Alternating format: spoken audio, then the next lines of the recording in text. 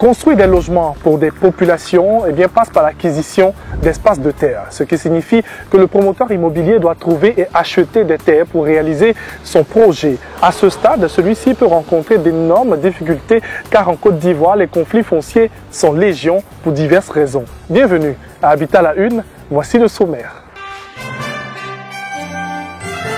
Tout projet immobilier commence par l'acquisition d'espaces de terre. Mais face à la spéculation et les intérêts pouvant se dégager d'une vente, on constate de façon récurrente des rebondissements remettant en cause des accords passés entre, d'une part, les promoteurs immobiliers et les communautés villageoises, et d'autre part, entre les membres de quelques familles propriétaires de terres et les promoteurs immobiliers. Notre reportage est allé à la rencontre de ces différents acteurs pour tout savoir sur les procédures de vente mises en place par certaines communautés villageoises, les causes des litiges et les attentes de tout un chacun pour assainir le milieu de la vente de terrain. Avant d'investir dans l'immobilier, il est bon d'avoir tous les conseils d'un spécialiste à prendre en compte pour atteindre son objectif.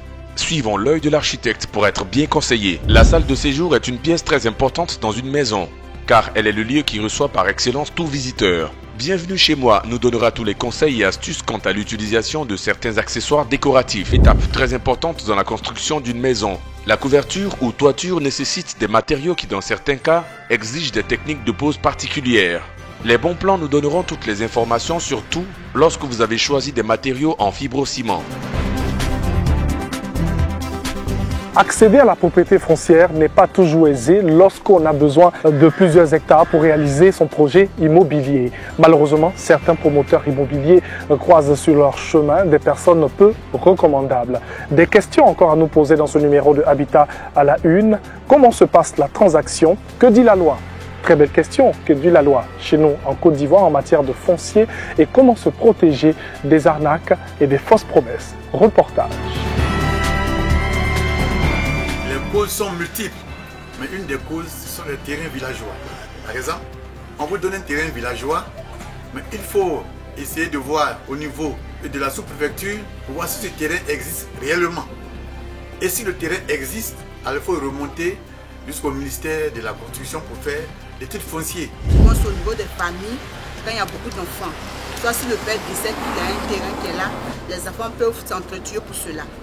Donc c'est mieux avoir un terrain, avoir des papiers et vendre une seule personne. Il y a le fait que des géomètres qui font les lotissements, disons les 10% du lotissement. Donc sur 100 lotissements, ils ont 10 lots sur les 100. Et ceux-là, ils revendent ces lots souvent à plusieurs particuliers. Je pense que la terre appartient à celui qui met ça en valeur. Présentement, la Côte d'Ivoire a évolué. La terre doit avoir sa carte d'identité, donc doit être lotie comme cela se doit et être vendue avec tous les papiers qu'il se doit. Aujourd'hui, l'État déjà commence à construire des cités. Ça, c'est déjà un moyen pour assainir ce milieu. Pour assainir le milieu, c'est de faire établir des certificats de propriété à tout demandeur de terrain. Initier un projet immobilier demande d'importantes superficies de terre. Ces espaces sont aujourd'hui entre les mains de détenteurs de droits coutumiers ou propriétaires terriens. Acquérir donc un terrain ou des espaces pour réaliser son projet immobilier passe nécessairement par un représentant légal des détenteurs de droits coutumiers. À Bobaoulé, nous avons mis en place un processus pour l'acquisition d'une parcelle de terre. Dans ce cadre, le chef délivre à l'opérateur immobilier une attestation de détention coutumier. Mais pour ce faire, il y a 2 commissions qui doivent faire leur rapport au chef du village qui, à la fin, va délivrer cette attestation.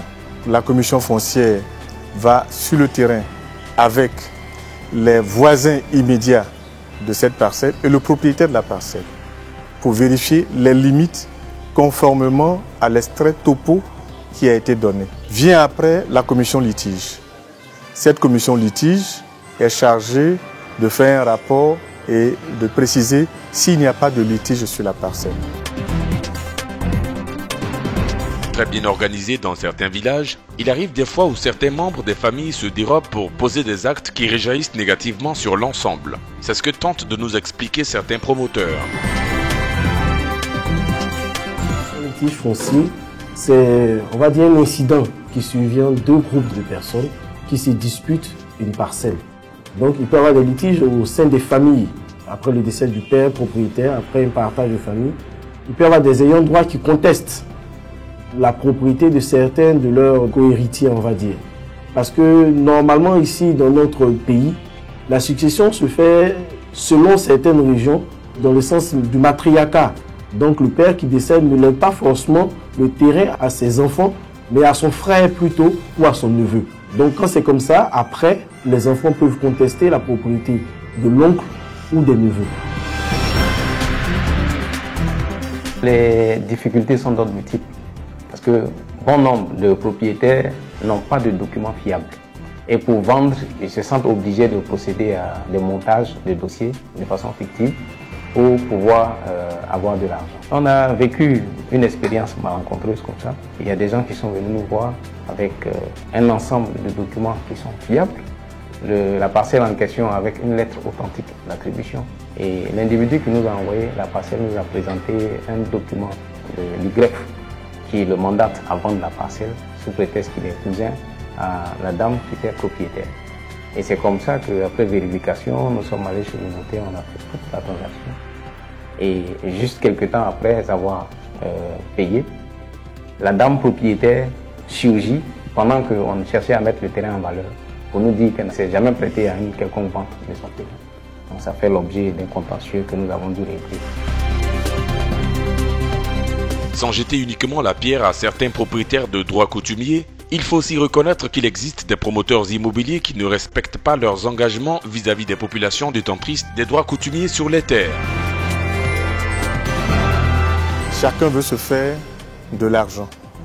Donc, soit celui qui vend la parcelle n'est pas propriétaire, ou il n'est pas le seul propriétaire de la parcelle, et il veut faire de manière pas très claire, donc ça va poser un problème à la fin du processus. Soit c'est le promoteur immobilier qui regarde la terre avec un grand appétit, qui cherche les moyens pour pouvoir tromper la vigilance du vendeur, et donc les deux se retrouvent dans la même situation.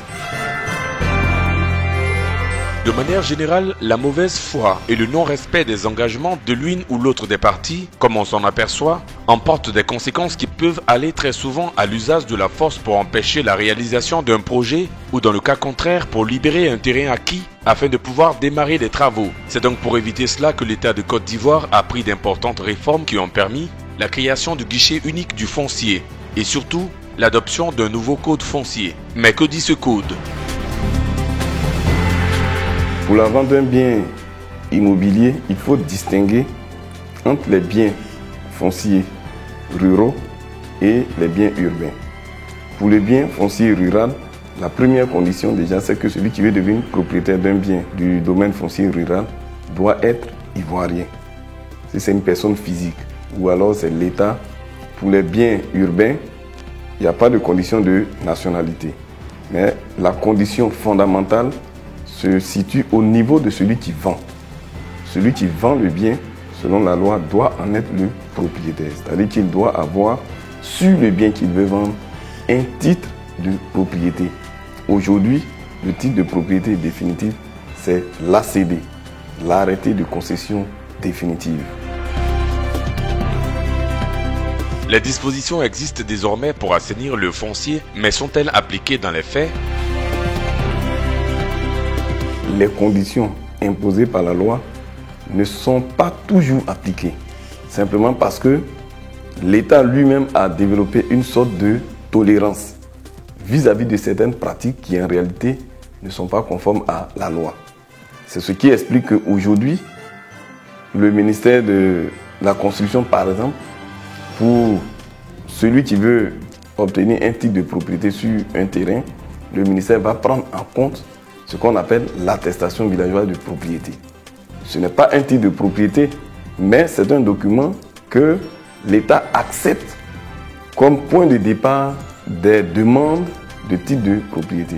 Donc l'État tolère parce que malheureusement on est dans une situation où il est difficile de rapporter la preuve de la propriété ou des droits coutumiers, c'est généralement par témoignage.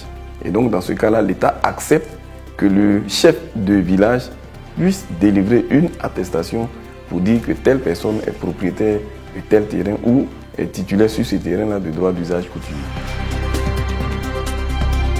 Secteur en plein essor et malgré les efforts faits par les initiatives privées, l'offre en matière d'immobilier reste toujours inférieure à la demande. Une des raisons essentielles sur lesquelles s'appuient des personnes de mauvaise moralité. Mais une fois le dossier au stade de la justice, ce sont plusieurs mois, voire années pour recevoir une décision de justice. Mais qu'est-ce qui peut expliquer ces lenteurs? Les litiges fonciers ont un coût. À un certain moment, quand il faut les régler, soit on accepte de perdre de l'argent ou bien de céder une partie, de perdre une partie de son terrain. Donc c'est onéreux. Mais les plus graves qu'on a vécu, c'est un litige qui nous a mené même jusqu'au tribunal. Un propriétaire terrien dans la zone de Bessikwa nous a vendu 46 hectares de terrain. Après avoir signé la convention de partenariat et tout, il a reçu pratiquement 300 millions. On a fait des études et des projets à hauteur de 200 millions, dont 500 millions de fonds investis. Et ce monsieur-là est parti revendre le même site à d'autres personnes en le morcelant. On l'a fait mettre en prison, il est sorti. Nous ne savons pas par quelle magie. Aujourd'hui, on attend toujours que le jugement se fasse, mais indéfiniment, on relance les autorités, mais rien n'est fait. Et le monsieur, à la limite, nous nargue, il est dehors, il continue de vendre le terrain. Autant d'actions qui mettent à mal le démarrage ou l'arrêt d'importants projets immobiliers qui, à terme, pourraient contribuer à juguler la crise que connaît la Côte d'Ivoire. Et pour atteindre cet objectif, il reviendra à tout un chacun, à commencer par l'État, de prendre en compte les propositions de solutions et les différentes attentes en vue de trouver une solution durable. Maintenant que justement le ministère de la Construction, l'État de Côte d'Ivoire s'implique plus dans la cession des terrains, qu'il récupère la terre et que les acquisitions se fassent au niveau de l'État de Côte d'Ivoire. Puisque la terre appartient à l'État de Côte d'Ivoire, il serait bon que l'achat, la purge des droits se fasse directement au niveau de l'État de Côte d'Ivoire. Poursuivons cette émission et découvrons l'architecture sous toutes ses formes. Des conseils avisés pour optimiser son investissement immobilier et aussi à savoir des informations sur le paysage urbain. Ça part maintenant avec l'œil de l'architecte. Quelle est la mission de l'architecte? L'architecte, c'est un professionnel hautement qualifié qui est formé dans une grande école et qui a un cursus d'au moins 5 ans de formation. À ce titre, il acquiert donc des compétences artistiques, mais aussi des compétences techniques. Et l'architecture, c'est l'art de bâtir. L'architecte est donc celui qui est rompu à l'art de bâtir. Évidemment, la construction est un domaine qui est assez complexe, surtout de nos jours, où les édifices deviennent de plus en plus complexes. Et donc, il serait normal pour tout édifice, même pour les plus petits, de faire appel à un architecte. Et donc l'architecte, lui, on le considère comme un chef de projet, comme un homme orchestre. C'est lui qui est l'interface entre le client, c'est-à-dire le maître d'ouvrage, et donc les entreprises qui ont réalisé l'ouvrage. Donc ça part par des séances d'entretien avec le client. Ces idées sont donc traduites en plan et à un stade plus avancé, les études techniques sont effectuées par des bureaux de techniques spécialisés et le tout est chiffré. La mission de l'architecte est à plusieurs niveaux. Il peut vous faire vos études, introduire votre dossier au permis de construire et après, si vous voulez vous-même suivre vos travaux, vous pouvez le faire. Mais à mon avis, celui qui a conçu son œuvre, il est le plus apte à suivre la bonne réalisation. Et donc l'architecte, c'est le professionnel, je dirais, le mieux indiqué pour vous donner donc un travail de qualité qui répond à vos aspirations, parce que lui, il prendra en compte, je dirais, toutes les démarches administratives. Il tiendra compte aussi de ce qu'on appelle le certificat d'urbanisme, qui est délivré par le ministère de la Construction, donc qui impose des règles. Il y a par exemple des règles de recul par rapport aux voisins. Il y a des règles de prospect, ça c'est par rapport à la hauteur du bâtiment. Il y a plusieurs autres règles.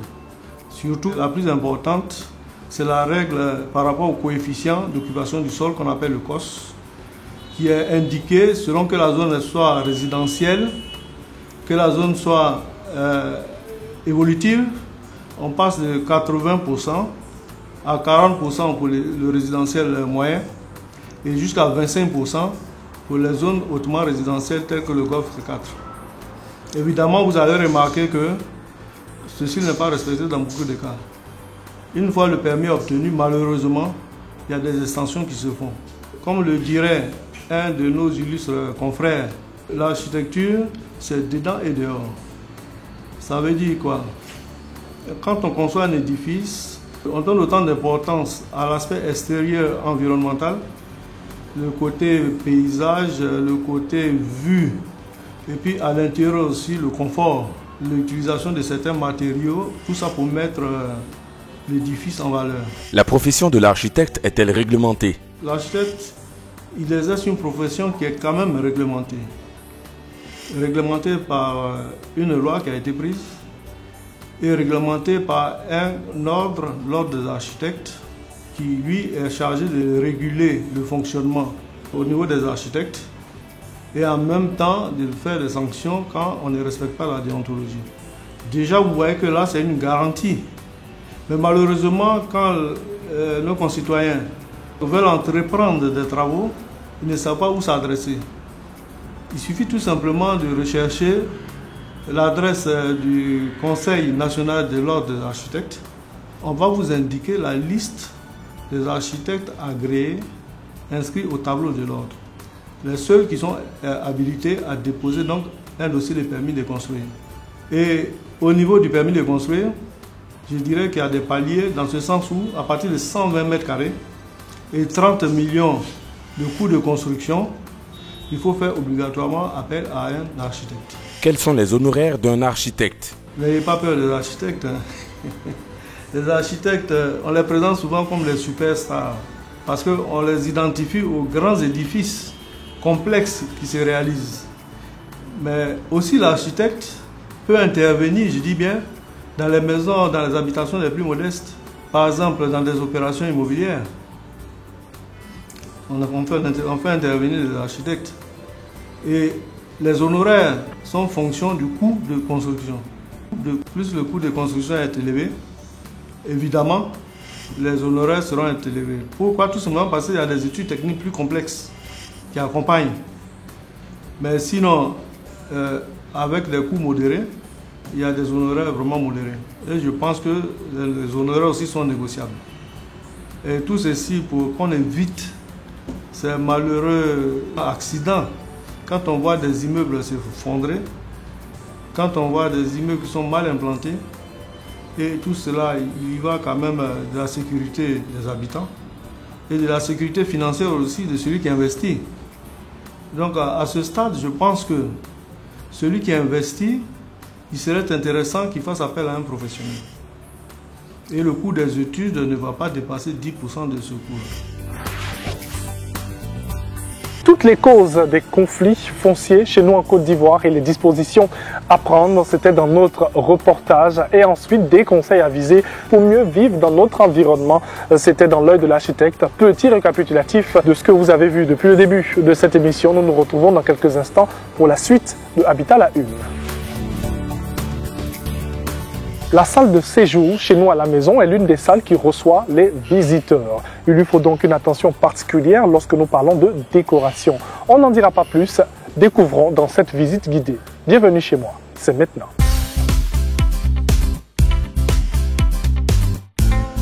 Bienvenue chez moi.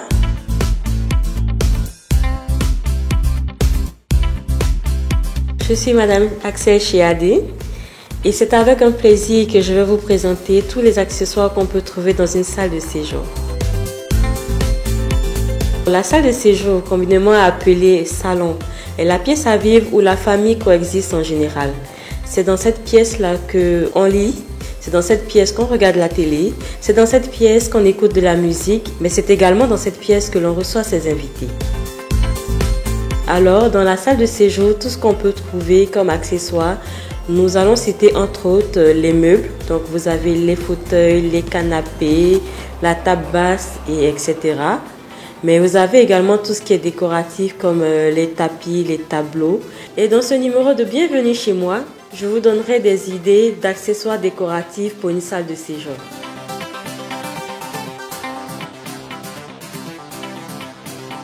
J'utilise principalement 2 matières. Donc la première, c'est le pagne africain.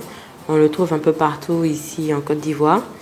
Et la deuxième matière est le trafillo. C'est une nouvelle matière.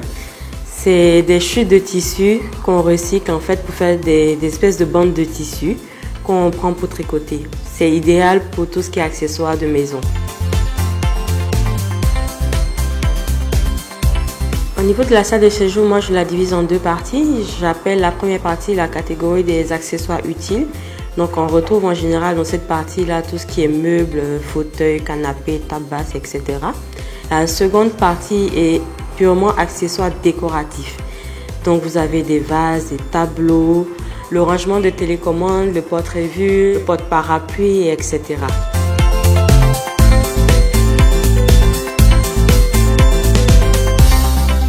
Le temps de confection ne peut pas être précisé. C'est vraiment en fonction de la demande. Revêtir par exemple tout un salon sera un peu plus long que revêtir une partie du salon ou faire que des coussins. Partant sur la base que tout le monde peut acheter un pagne, pourquoi est-ce que la décoration à base de pagne serait-elle plus chère que cela? Donc je pense que oui, tout le monde peut avoir accès à ce genre de décoration. Le conseil que je peux leur fournir, c'est qu'une décoration réussie passe par de petites touches. On n'est pas obligé de tout changer, on n'est pas obligé de tout racheter. On peut simplement rhabiller un fauteuil, ajouter un centre de table. Vraiment, c'est quelque chose de simple.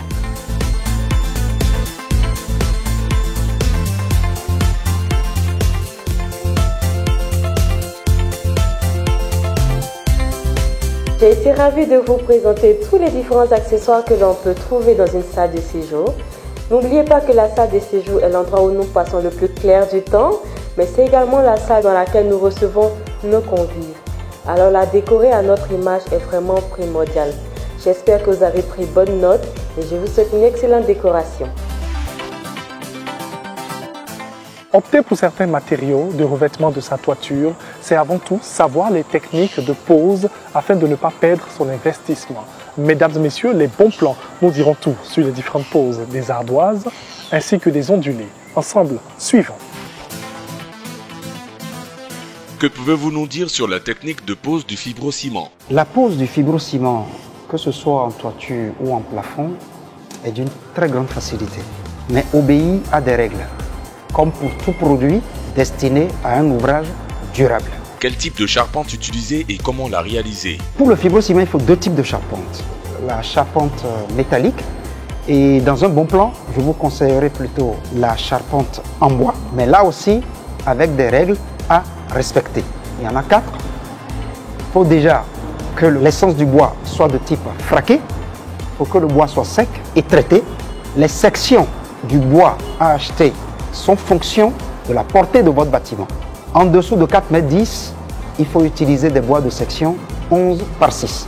Entre 4,10 m et 5,10 m, des bois de section de 15 par 6. Et au-delà de 5,10 m, vous devrez obligatoirement prévoir des fermes et des contreventements dont le rôle est d'assurer la fermeté de cet ensemble, puisque l'objectif est de garantir une bonne charpente qui va recevoir par la suite les plaques. L'équidistance entre les pannes doit être de 1,20 m, pas plus, pas moins, sur toute la surface du revêtement, de façon constante, régulière et rigoureuse. Et après, vous avez 2 contrôles qui sont obligatoires. C'est de s'assurer que la base et les sommets de vos chevrons ou fermes sont correctement alignés. Le deuxième, c'est de s'assurer que sur le long de tous les versants de la toiture, que l'ensemble des pannes est dans un même plan géométrique. Si vous ne faites pas ces 2 contrôles, vous risquez de compromettre votre investissement. Comment se passe la pose des plaques sur la charpente? Une fois la charpente posée et les 2 contrôles d'exécution faits, vous pouvez maintenant passer à la pose des plaques. Et là aussi, c'est des règles simples. Il faut juste éviter les torsions, les tensions, les chocs et les rayures pendant le dépilage des plaques. On voit beaucoup sur les chantiers les ouvriers qui lancent les plaques un peu comme des sacs de jute. Non, il faut les traiter délicatement. Référez-vous toujours aux structures légalement constituées ou autres acteurs reconnus dans le domaine de l'immobilier pour toutes vos opérations. Mesdames et messieurs, c'est avec ce beau petit conseil que nous allons vous dire au revoir. Merci d'avoir suivi ce numéro de Habitat à la Une. Et tranquillement, la semaine prochaine, on pourra encore décortiquer un autre sujet. Au revoir. Pour toutes vos suggestions et participations à l'émission, contactez-nous à l'adresse email suivante: habitat@rti.ci ou via notre page Facebook www.facebook.com/habitat à la une/